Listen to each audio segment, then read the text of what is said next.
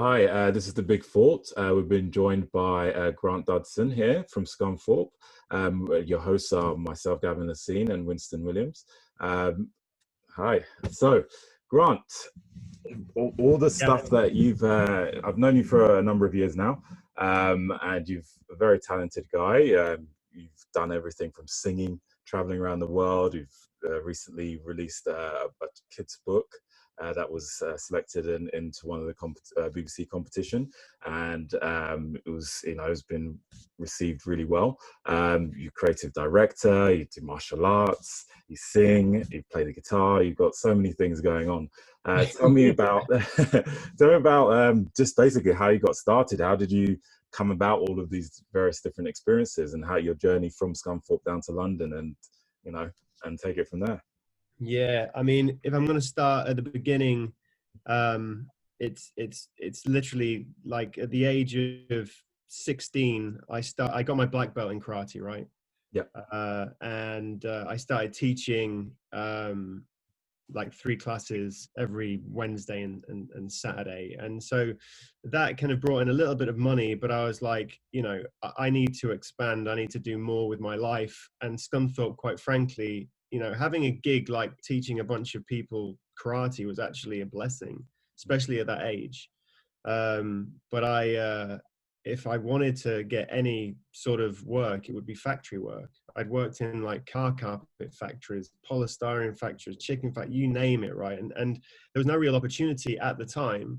And I don't know what it's like now, but at the time there was nothing there really that was going to allow me to start to kind of progress as the person I wanted to be. And the only way to do that was really to be in London.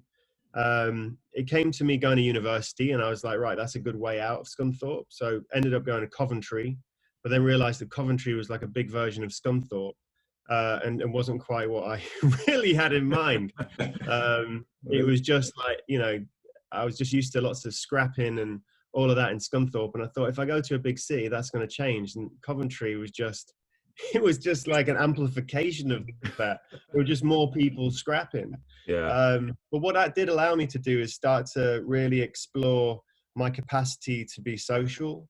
Mm-hmm. Also opened my eyes to a more diverse culture as well, because obviously you'd have everybody from all manner of different walks of life, different types of individuals coming from different countries and different kind of belief systems, and you all effectively became part of the same world. Now, obviously, sometimes relationships didn't work, but it did allow me to kind of work on my ability to empathize and gel. And, I think as I tell you this story, I think one of the big things that I've learned in life is ultimately it's about trying to understand the other people, the person you're talking to, or the people that you're talking with, or that you're associating yourself with. I think that's the most important thing, to be able to have that empathy. So Coventry wasn't particularly the best experience, but it was what it was. And then I ended up going back to Scunthorpe, and I thought before I went to uni, I'd end up going to London straight from Coventry. That didn't happen, so I had to go back to Scunthorpe, and then effectively for a whole year I was trying to work out my life. And I went to uni to study graphic design, and then realized after 3 years that that wasn't my passion, and that my passion was music, and that I loved to sing. And I used to sing to any girl that would let me sing to them, right? I mean, that was testament as to whether, I had what it took or not, right? Because if I sang to a girl and she's like, well, just stop singing like immediately, then and a lot of them I didn't even know, right? So it was kind of like, actually, I'm getting a lot of good feedback. Maybe this is what I should pursue. So in all honesty, I told my parents, like, I don't want to do graphic design anymore, even though I spent 3 years studying that subject. They were like, well, what do you want to do? And I'm like, I'm going to go and sing. I'm going to go and sing in a band. And they're like, oh no. And they're like, well, where are you going to go? And I'm like, I've got to go to London, because that's where everything happens, right? They're the big shining lights. And if you're going to meet anybody that's going to make things happen, it's going to be in London. So I literally started sending, and this is back in the day when you sent out like CDs and DVDs and all of that, right? So I'd be sending all of those out, and I'd be looking on I think it's called Backstage now, but just basically for auditions and all of that. And then I started getting auditions, and then I got to the point where the minimal amount of money that I made basically teaching karate allowed me to pay from time to time for that train all the way to London to go to an actual audition face to face and then come back again. Yeah. But that gets expensive, and it gets expensive for somebody who hasn't got a job that's pulling in some big bucks. And that was my situation at the time. Long and short of it is it took me a whole year, and then I ended up going to an audition, and then I got selected for this boy band, right? And all of my time at that time, I was always told I was too old. I was like 20, 21, 22, and everybody was like, oh, you're too old. And I'm like, what? I'm like, how old do you look at? Oh, 16, 17, you're pushing it. 22, like you're an old man. And I was like, so even at that age, I was like, I've passed it, right? I'm done now. Like, what am I going to do in my life? But I thought, you know what? I'm just keep going, because it was about the music for me. And so came to London, ended up doing these auditions, and then got selected for this band. So I got shortlisted, and basically then got selected for the band. They would not pay for accommodation or anything like that, but they would effectively start putting me in the studio, working with me to create a whole album and this, that, and the other. A week into it, I basically got fired. And so Why? What happened? What did you do? Well, basically, the producer who was running the show, this was in Bermondsey at the time, amazing warehouse that he invited. So there's me and like 4 or 5 other guys. He was right, Grant, I want you to come in on this note, this key. And the thing is, I've never studied music, so I don't know what keys, notes, or if you tell me, right, read this. I don't have any music theory background. I only like sing by ear or play by ear. And so he was like, you got to hit that tone. And I'm like, all right, no problem. And I'm like, no. And he's like, no, that's not right. I said, well, are you sure? He goes, yeah, you missed it. I was like, okay, give me another go. And then he brought me back in, and then I'm like, oh yeah. And he's like, no, that's not right. You need to hit it high. And the thing is, I got to the point where I was like, no, you're wrong, mate. Like I am, I'm hitting the note. I was like, it's not me, it's you. And then suddenly this big argument happened, and it erupted, and he was like, dude, this is not going to work. See you later. And I'm like, shit, I've got to go back to Scunthorpe now, right? And I was telling everybody back home, I'm like, I've made it. Like, I'm in a boy band now. It's going to happen. And the thing is, and this is, and you know what it's like as well, Gav. It's like up and down all the time. So I was already in London by that point, and my auntie and uncle in Brighton were like, you know what, you can stay with us for 3 weeks, and then you need to find your own way. You know, whether that's couch surfing or whatever, you know, like we'll put you up for 3 weeks. So I got basically kicked out of this boy band within the first week, but I had an extra 2 weeks of accommodation already, and I'd already factored in the money to commute from Brighton to London every day for that next 2 weeks. So I was just like, you know what, let me use this time to basically penetrate London as much as I possibly can, talk to everybody, sing to everybody, do whatever I can to see if I can leverage from this opportunity. I ended up getting some crappy marketing job, which effectively made me 20, I think tops, I made £60 a week. and you know, in London, that's quite hard going, to be fair. And especially for the work that it entailed. I was one of the guys on the street, like with, you know, the satchel, and I'm going up to people like on Oxford Street going, oh my God, your hair's amazing, and this, that, and the other, and I represent, and I'm going to give you a photo shoot, and all you have to do is pay £50, and normally it's 250 quid, but today on a special offer, it's 50 quid. Like, oh my God, like you're so lucky that I'm talking right now. And so like that's what I started to do. So I started to make a little bit of money, but I was eating cornflakes for breakfast, but then also for lunch and dinner. Like I got to the stage where I was really struggling, and I left my auntie and uncles after 3 weeks. And luckily a friend of mine who just nailed a gig with an investment bank, it was Goldman Sachs, he ended up moving into some Goldman and Sachs organized accommodation. And so he was with 2 other guys, and he asked them, he goes, listen, my boy's stranded a little bit. He's trying to make his way in London. Can he stay on the couch maybe like a month or something? And they were like, yeah, no problem. And so in the end, I just couch surfed. I couch surfed for like 3 months. And then, you know, nothing was really going for me. Like, I was just like, what do I have to do? I'm singing to everyone, but I'm not singing to the right people. And I was trying to align my thoughts with positivity and trying to get there. I didn't want to go back to Scunthorpe no matter what, because I was telling everyone I've been in a boy band. I didn't tell everyone I'd just been kicked out within a week. They still felt like I was in a boy band, so I still played that story. And then I got to the stage, and I told you this, like, it was 3 months in. I was super broke, and I was literally like maxed my overdraft, and then I knelt down outside of Topshop, Oxford Circus. And I just felt so sorry for myself. I was just like, it's that darkest hour comes just before dawn situation. I know everyone thinks it's cheesy and corny, but actually, from my perspective, there are references in my life that absolutely relate to that. And so I even crouched down. I remember I had this crazy, like, and fashion was different back then, especially my fashion compared to how I dressed then.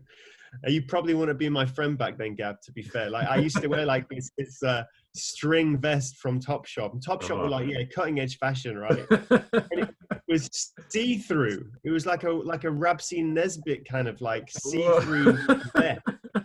And I thought this was like amazing. And everyone was like, it's kind of all right, but it's a little bit, you know, it's a bit different. Much. And I'm like, no, I'm rocking it. And they used to have a flat cap. And they used to have like a Chippendale.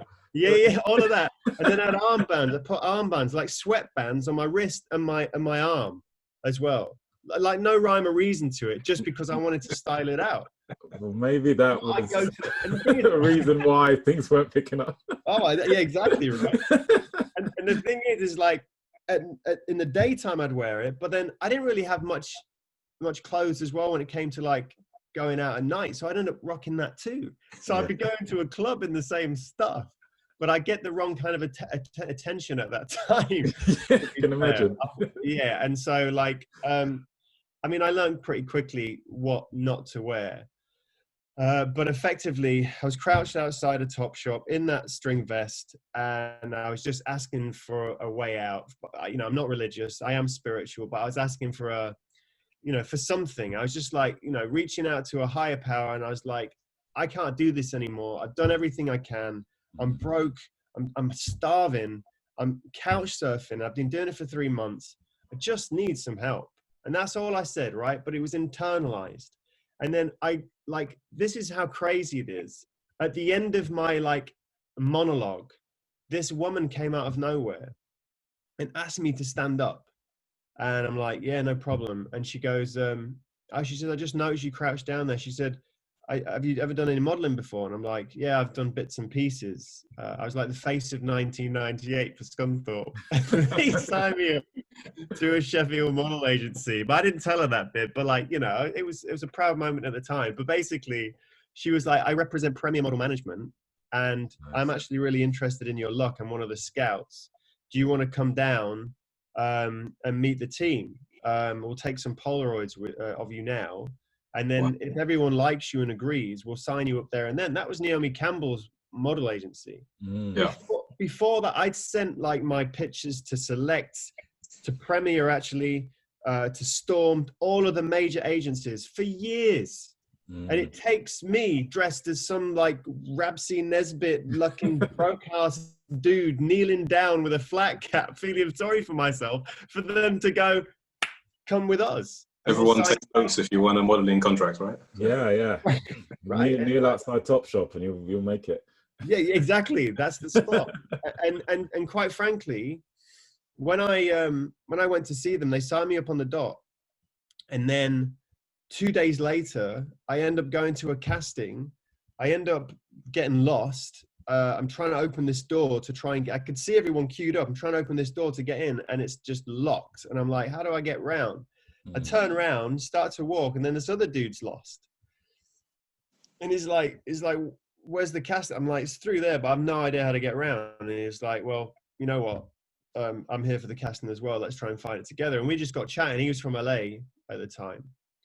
And he had his own project on the go. And like, as we walked and talked, it turned out that he was like a singer, songwriter. He had kind of financial backing as well. And long and short of it is that we were like, listen, why don't we try and write some music together and see if it works? And if it works, then we'll work something out. And so in the end, we were like bouncing back and forth, meeting up every other day, writing music left, right, and center. And then we went to actually perform an audition, and everyone they were like, wow, you guys are amazing. How long have you been together? And we were like, 2 weeks. And they're like, oh, we didn't see that coming. That's amazing. So he was part of the California Dream Men at the time, right? He went from LA to Italy to do a tour of Italy, and he was doing it for a whole year, but then ended up, you know, meeting a girl and ended up with this girl, and she kind of, you know, was like an important part of his life. So he kind of settled down and stuck to Italy as a base, but came over for modeling to London. And he was having to go back after this 2 weeks. And then he literally sent me a text going, listen, I believe in what we've got. I believe that we can make this happen. If you're game, I'll pay for food, accommodation, and we'll get this project running, and we'll make it happen. And so that was the beginning of me basically being a singer for 2 years after that. I was singing in LA, singing in Italy, toured around Europe. We basically went to, you know, New York, and we were there for the time of the blackout when the whole of New York went out. And so that was an adventure. It wasn't an easy adventure. It was tough. And he had his problems as well, and I had my own problems. So we butted heads quite a lot, but then we gelled, like, you know, it was back and forth. You know, for me to go, you know what, I don't really know this dude. Yeah, let's just make it happen. Exactly. A lot of people back home were like going, so you in the boy band? I was like, yeah, it's a different boy band now. I've started again. And then they're like, so what are you doing now? Yeah, I've just moved to Italy. And then we recorded 3 songs in Italy. And then I'm like, right, I'm going to LA now. And then we went to Vegas first and all of that. So that, and then 2 years later, the long and short of it, you know, the interim was me. I was still couch surfing, right? So I never really had a home. You know, I couch surfed to the point where I ended up staying with a pimp for 2 months, which I think I told you about at that point. I think you remember telling me about this. And so, you know, because I was with this dude who was my bandmate, he was like, you know, where I go, you go. And he goes, my boy's going to look after us. He'll put us up for 2 months or whatever. If you're game, let's do it. Well, in fact, he didn't even say if you're game. He's like, this is what we're doing. So I'm like, okay, fine. And then his boy picked us up in like this Range Rover. And at the time, like, I was easily impressed as well, right? I was just like, man, Range Rover, this dude must be doing something serious. I didn't realize how serious it was until I got back to his crib, and I was like, holy shit, this is like on another level. Yeah. And we walked in, and there's like this is a Sunday afternoon at like 3 p.m. and there's like 10 girls just sleeping in different parts of this living room. It's like a flat. And it was like a 1 bed.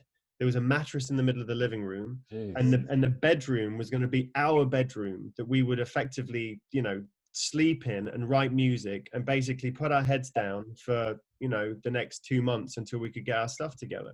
Yeah. And so that was, I mean, there are many stories I could tell you about that alone.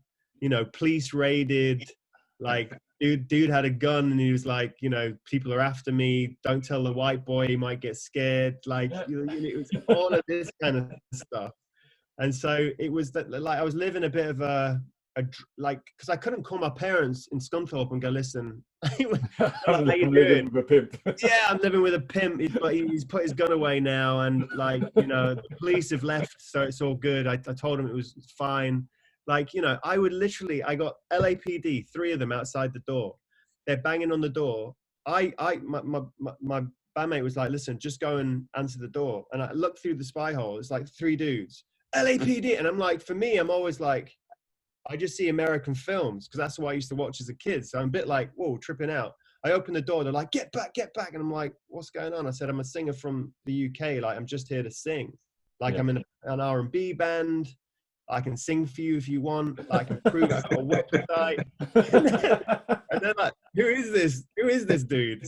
And then I ended up basically I ended up showing them my passport. That measured up because I'd only been there. I was only there on a 3-month waiver visa, and within the time I was at the pimp's crib, I was actually still within the 3 months, so I was fine when they checked out my passport. So everything measured up, and then we literally, like, I closed the door. They were like, "All right, see you later." And then knock knock. 5 minutes later, there was one of the girls with a client. And I'd open the door and she's like, "Oh, can I just come in? We've got nowhere else to go." I'm like, "Oh, yeah, sure.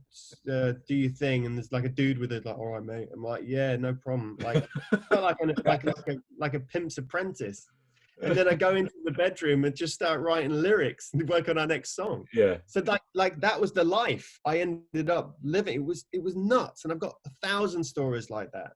And so in the end, because I know we haven't got that long, after 2 years, we were always trying to do stuff to get attention, right? We were quite crazy in that sense. We were so desperate to be heard, and we felt that we had the talent, we had the music. We're kind of going back to the beginning, right? Where we're like, you know, where I was like, I've got a voice, I want to be heard, but people are not listening. So how do you make people listen? And we were like, it doesn't matter how you get them to listen, just do what you need to do. And when they listen, make sure that you're going to come up with the goods. And so we felt the music and everything that we represented was good enough for when people were ready to listen. But it meant that we would have to pull off some sort of publicity stunt in order to get people to listen in the first place.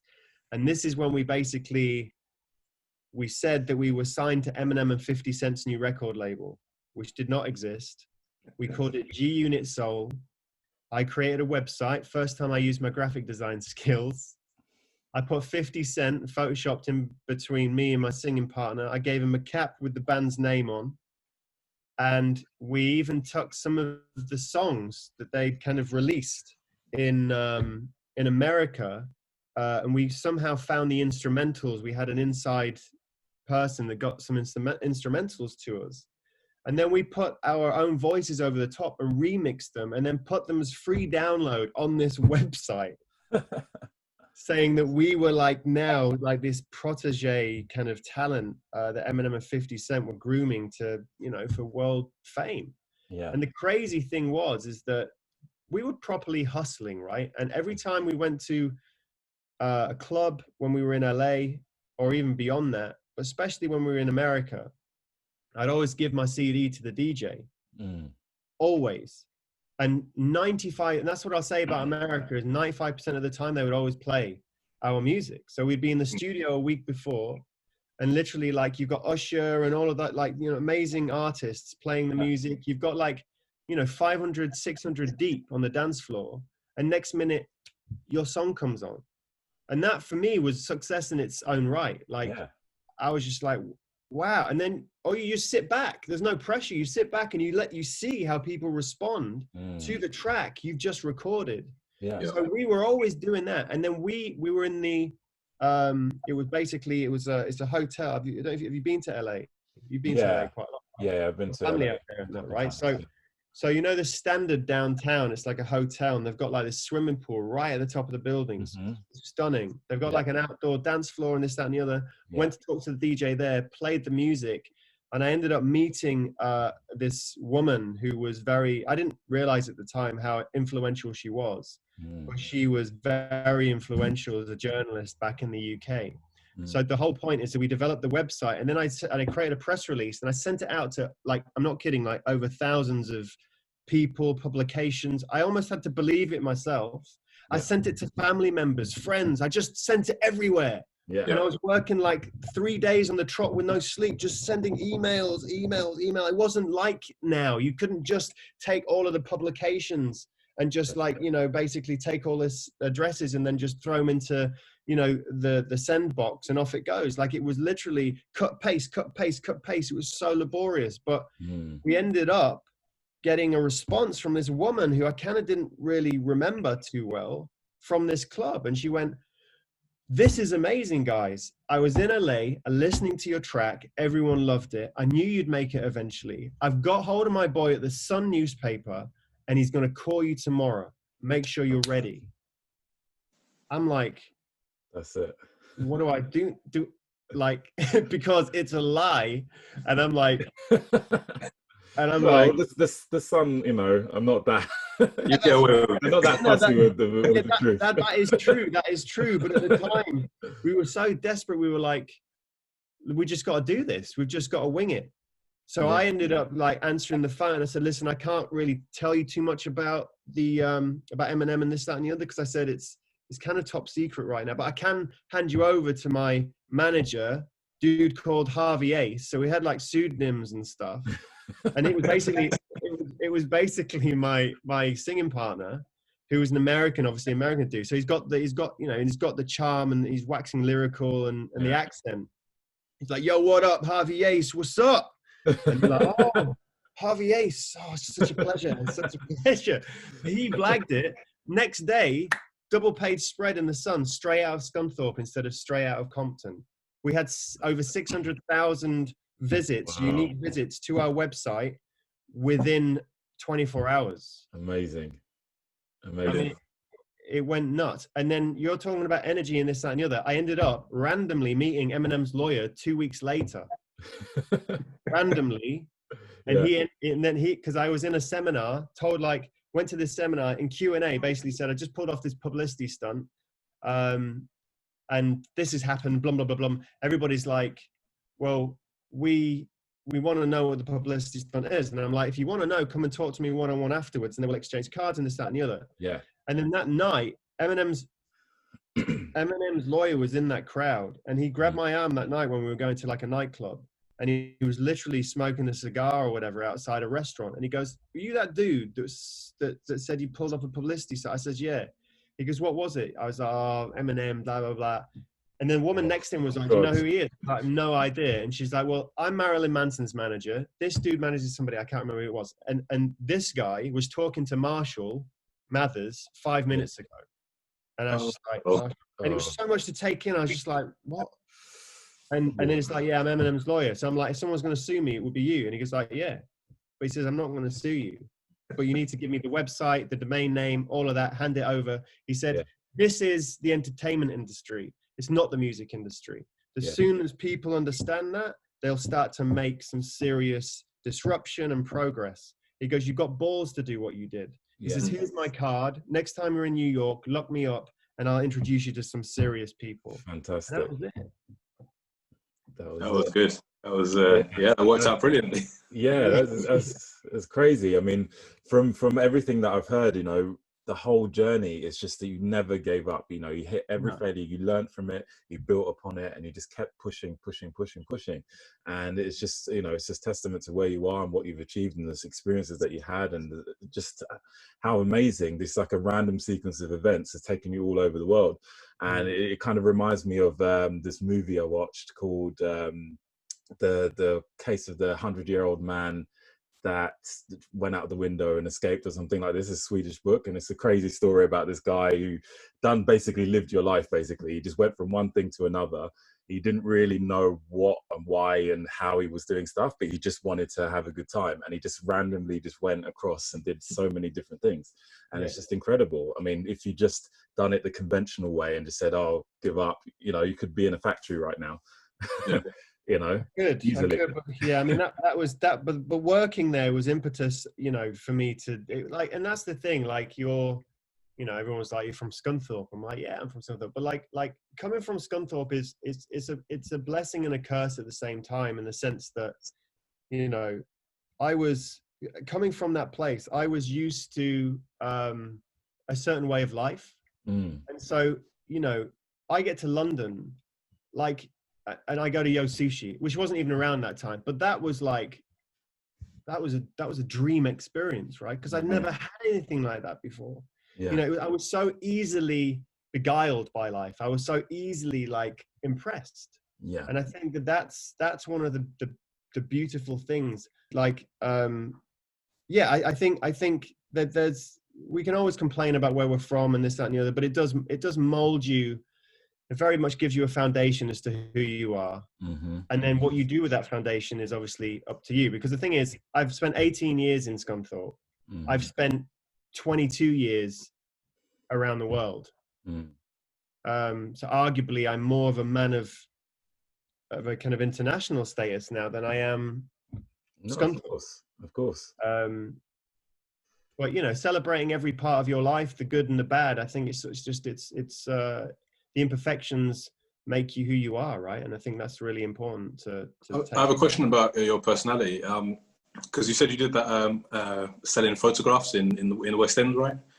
In London. Well, I was basically, it was a beauty day, right? So you sign them up to this whole beauty package, and you come in with like, oh my God, are you a model? No, I'm not a model. Oh my God, well, this is your moment, right? And then you basically flag it and say, they'll get their nails done, their hair done, everything's like, you know, tip top. And then they get a photo shoot at the end of it, and they get to take a couple of like beautiful pictures away with them. And then they can send that off to model agencies. And that was but I just didn't sit right with me in the end. Like that's the one thing I'll say. I've tried pretty much everything, but if I don't feel it, I can't do it. Yeah. Well, the reason I ask about that is because I did something similar as well when I was about 18 years old. And I was as a teenager, I was quite quiet. And I did that job for about a month, and it really just showed a whole new side to myself. I couldn't do the job after a month. I was like, this is crazy. I can't be talking to people and persuading them stuff that they don't want to be doing. But it really added something to my character. And I don't know if the way you speak now, you're very energetic. You sell yourself really well. Have you always been like that? Or has something happened over time that has created that personality? It's a good question. I think, so I have to say that I was a really confident kid up to the point where I was about 10 years old.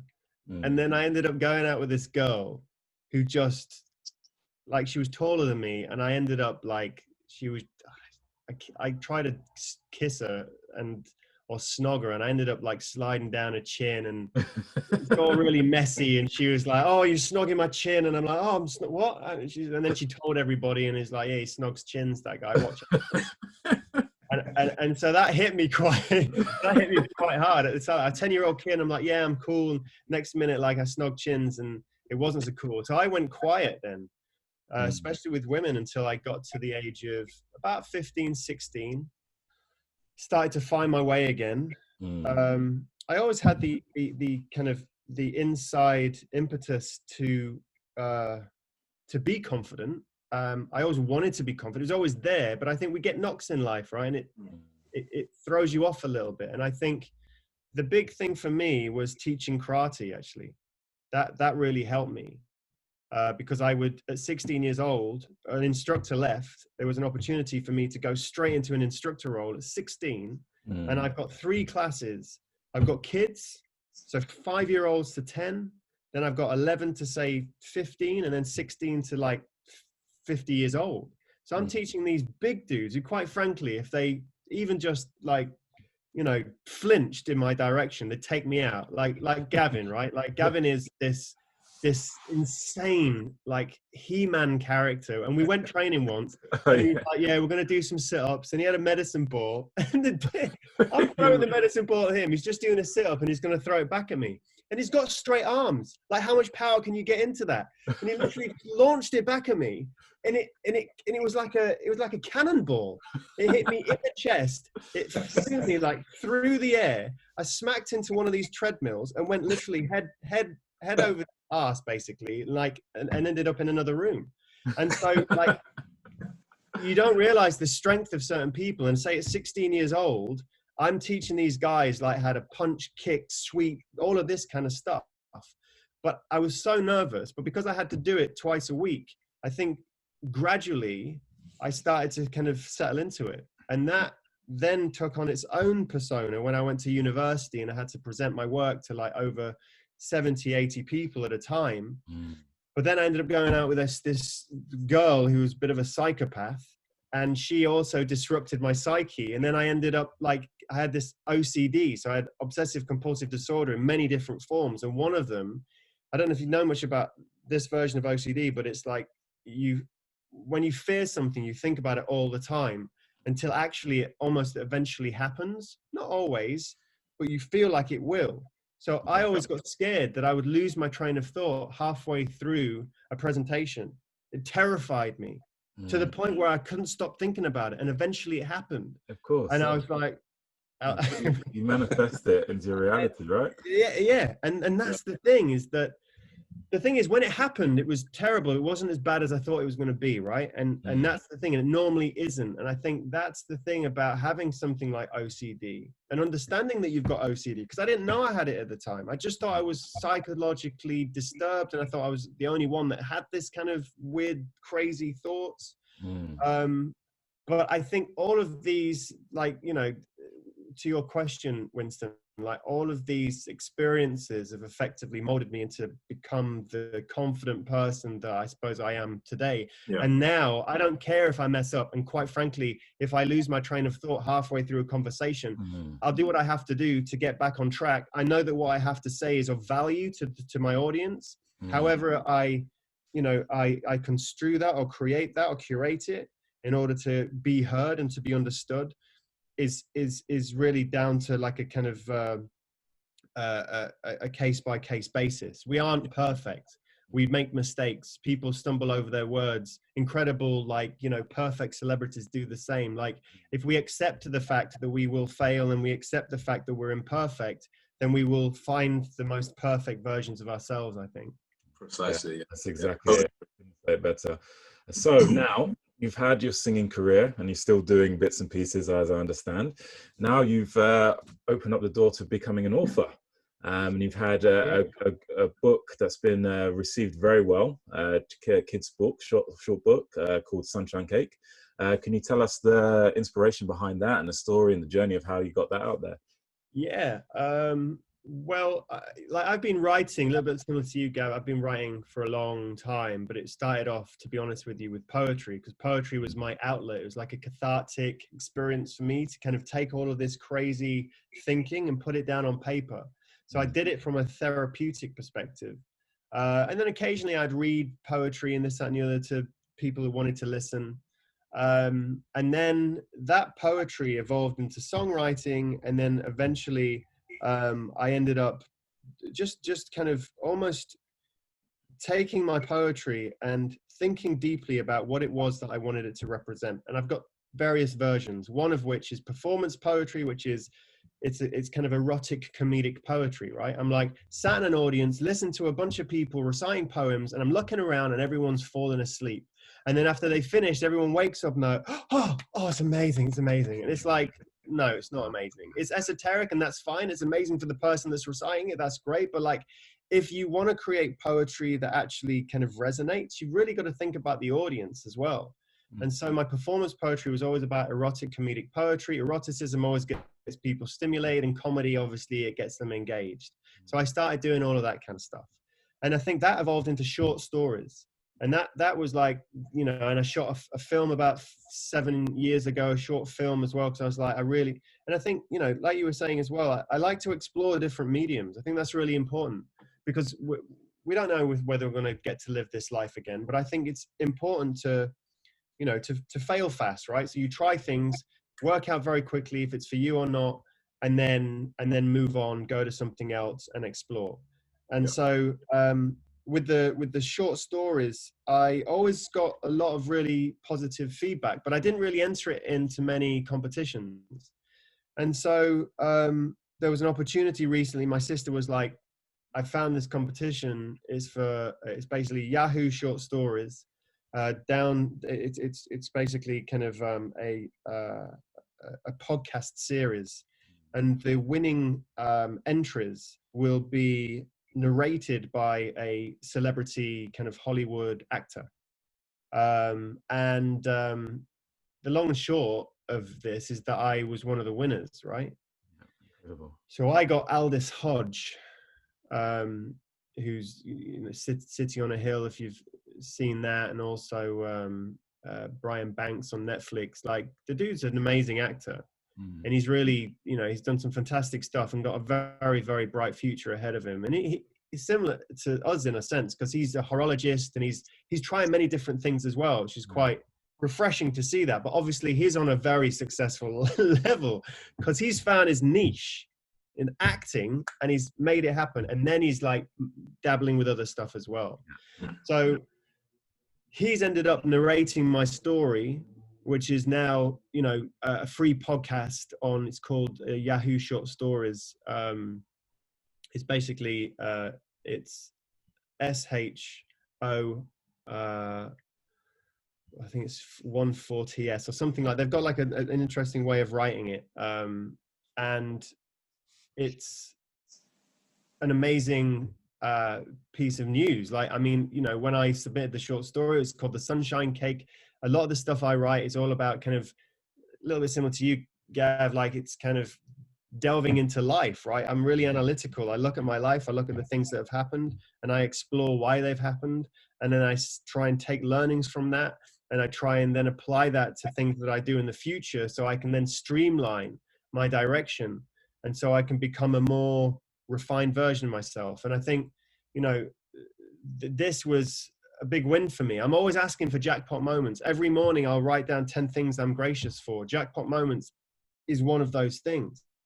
Because when I was literally like a kid going swimming every Tuesday, I go and play on, my dad gave me 20p to play on the gambling machine. Mm-hmm. And literally every Tuesday I'd win the jackpot. It was only £2.40. But at the time I was like, this is insane. Like, you know, £2.40. And for a kid, that's some serious, like, you know, penny sweets. So I was always kind of like that, the whole jackpot moment, it kind of goes back to that moment. And I feel that, yes, we look at life and life is tough and things are happening all the time, that's all doom and gloom and this, that, and that, but it doesn't have to be that way. You know, for everybody that's living a really bad life, there are other people as well that are living a beautiful life. Mm-hmm. And it's like, well, why can't we live the beautiful life? And what does it take to experience that level of happiness? Mm-hmm. And so I'm always exploring what that looks like. And I'm not saying that I've nailed it. And quite frankly, it's, you know, again, it's a learning curve. But I think that it's important to learn and to effectively document that progress and really write down what it is that you are experiencing so other people can learn from you. And I've done that in these short stories. And so Sunshine Cake's one of them. Great. That's really brilliant. That's great. Let's check it out. Yeah, definitely. So what's, so from that, off the back of that, have you got another one lined up? Has the response been really good at people, you know, because I understand you work again in a bit of film and things like this. Hasn't it had an impact on all those other areas? I think it has from a credentials point of view. I think like they were saying, because I was asking lots of questions, I asked for Morgan Freeman at first. I was like, because when they said, oh, you won, and I'm like, oh, can I ask for the celebrity then? Because I love Morgan Freeman. Like, no offense to Aldous Hodge, like he's done an insanely good job. Yeah. But I always felt like I had a voice in mind and actually Aldous Hodge's voice is perfect. Yeah.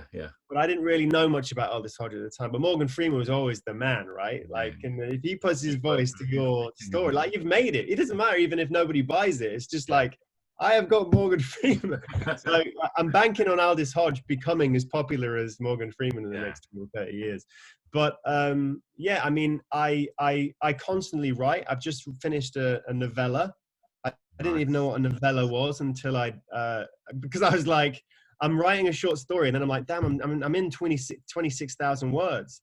But I'm like, what's a novel? And they're like, oh, it's a minimum 40,000. I'm like, that's a lot of words that I've got to add to this 26,000. So I'm like, what is 26,000? Is it a short story? Is it something else? And then I checked it out, and it was like a novella. And you've like Shawshank Redemption was a novella. Yeah. And so that has been a little project that I've been working on during these kind of COVID times. Yeah.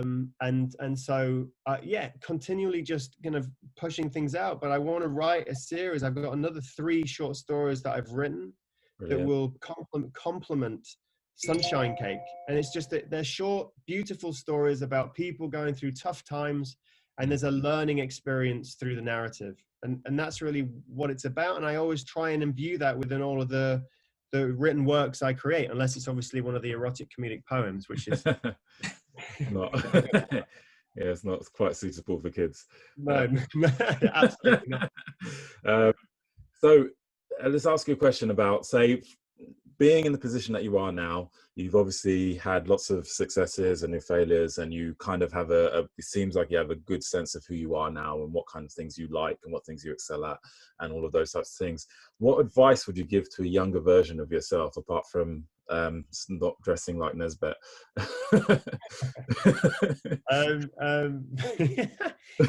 I think to be fair though, dress like Nesbit, right? Because the thing is, at the end of the day, you've got to make those. You've got to, like. This is my thing as well, is that I can give all the advice to people until I'm like red in the face, but you need your own story. Yeah. Like I think it's really important for you to fail, so you have these tales. Yeah. Because the thing is, I've already started writing about my journey in the band, right? I've written like, I don't know, like about 20,000 words of it. But I honestly want to turn that into a film eventually. Of course, that'd be great. The stuff we experienced, you know, like I ended up, I mean, just the stuff.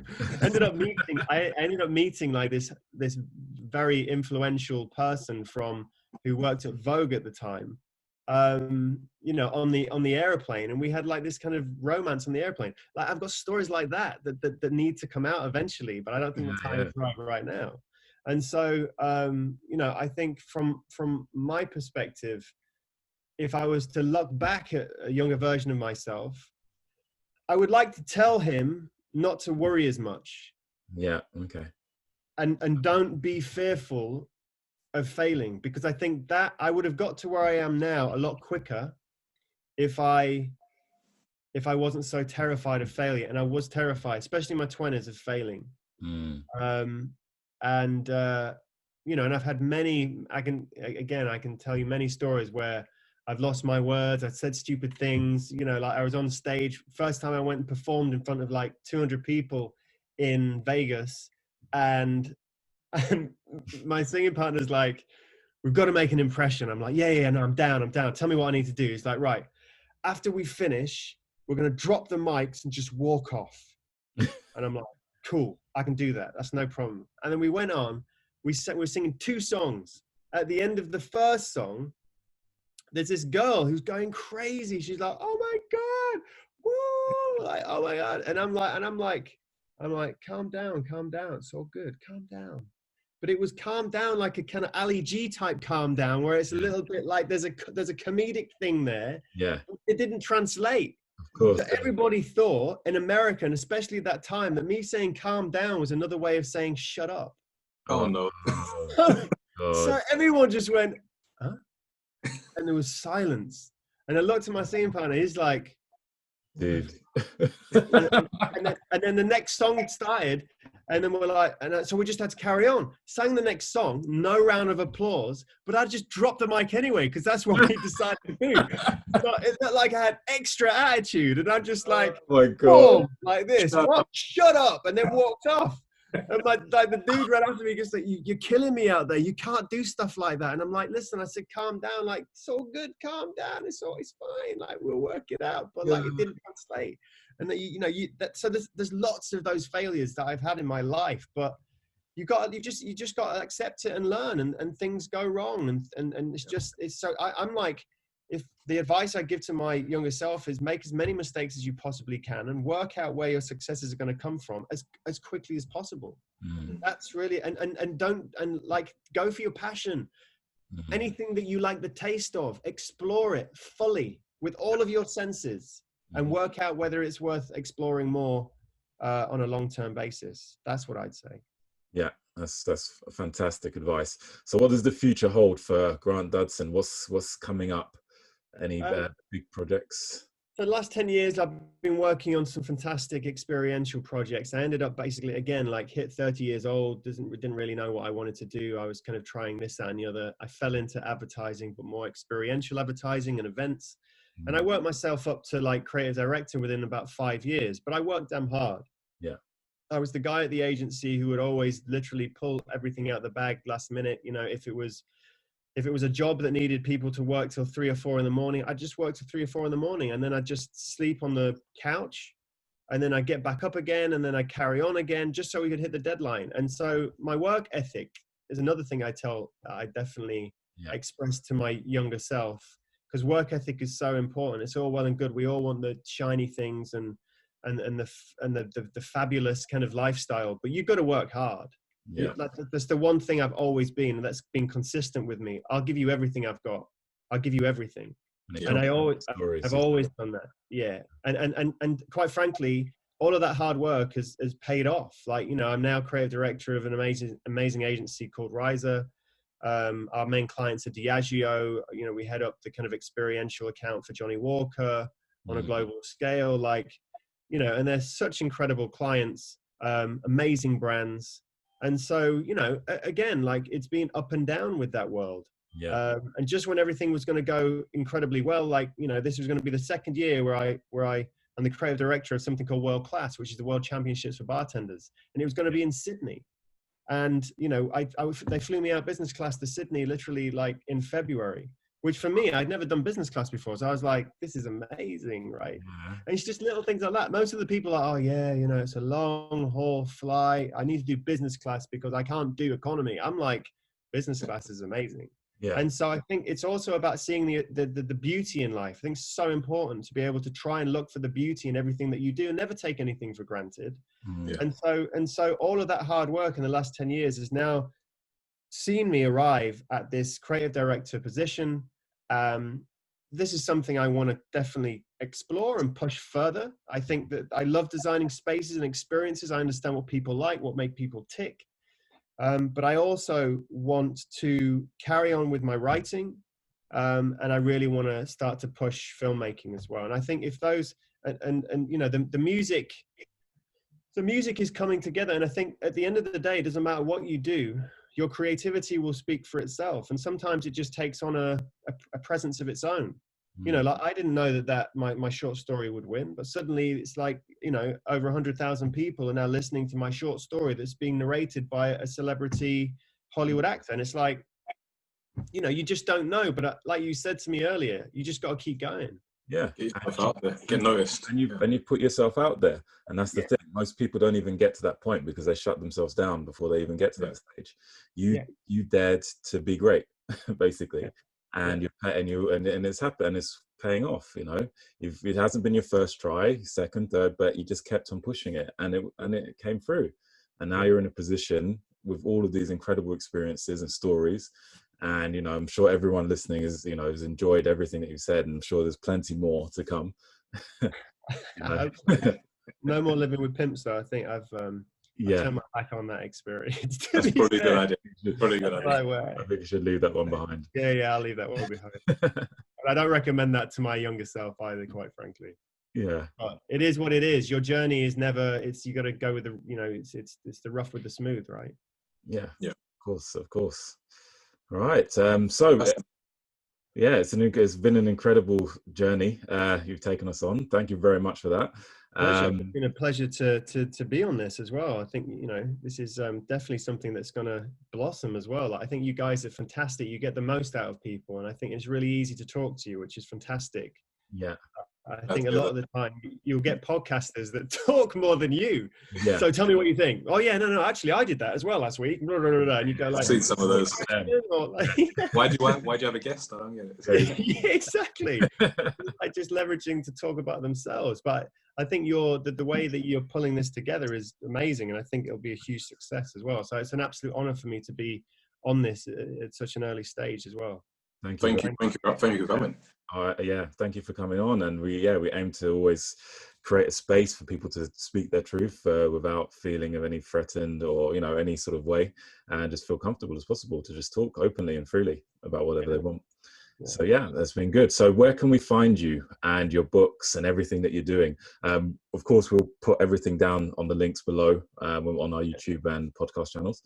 Well, Granted Access is basically my Instagram channel, which effectively I'll just put loads of my stuff on there, any achievements or just kind of daily fun. I'm always up to kind of weird. Everyone's like, "You got to stop climbing. You're 40 years old now," and it's just like, no, I'm going to climb until I can't climb anymore. Right? I broke my heel climbing like 5 years ago. I haven't learned. But now I wear Hirachi trainers if I'm climbing. So if I do fall, there's some cushioning.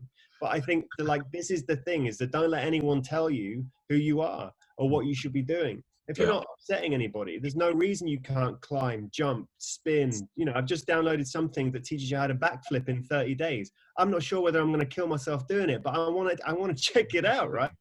Exactly. So Granted Access is basically my kind of Instagram handle.